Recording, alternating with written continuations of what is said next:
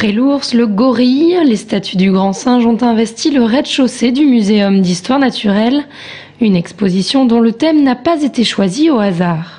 L'idée de cette exposition, elle est venue d'un don, donc le don du gorille naturalisé qui se trouve juste derrière moi, qui a été donné au muséum par la famille de Georges-André Voisin.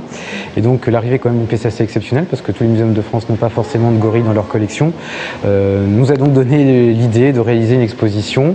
Il s'avérait qu'il en existait déjà une, de monter par un centre de culture scientifique qui se trouve à Rennes, l'espace des sciences. Et donc nous avons pris cette exposition qui est très complète et donc qui permet de présenter plus en détail les gorilles.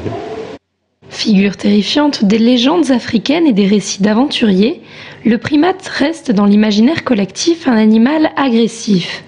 Tout au long d'un parcours thématique, le musée propose donc de réhabiliter celui qu'il faut plutôt considérer comme un géant pacifique. On commence en fait par la vision qu'on peut avoir du gorille, à la fois la vision ethnologique, ethnographique, mais aussi la vision culturelle, on va dire plus occidentale.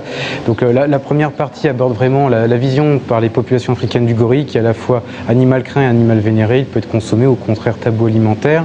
Et après on a une partie plus sur la vision des occidentaux, qui l'ont décrit comme un animal violent, sanguinaire, qui enlève les femmes. On a aussi une image assez maléfique entre guillemets dans King Kong, bien que dans King Kong le gorille soit quand même le héros puisqu'il meurt à la fin. Voilà, donc on a cette vision qui n'est pas la vision réelle du gorille, mais qui est une vision quand même assez dramatique. À travers les différents modules, on apprend par exemple que les gorilles vivent en groupe avec une organisation sociale bien définie, qu'ils se nourrissent principalement de fruits et de feuilles, et que leur ADN est identique à plus de 98% à celui de l'homme.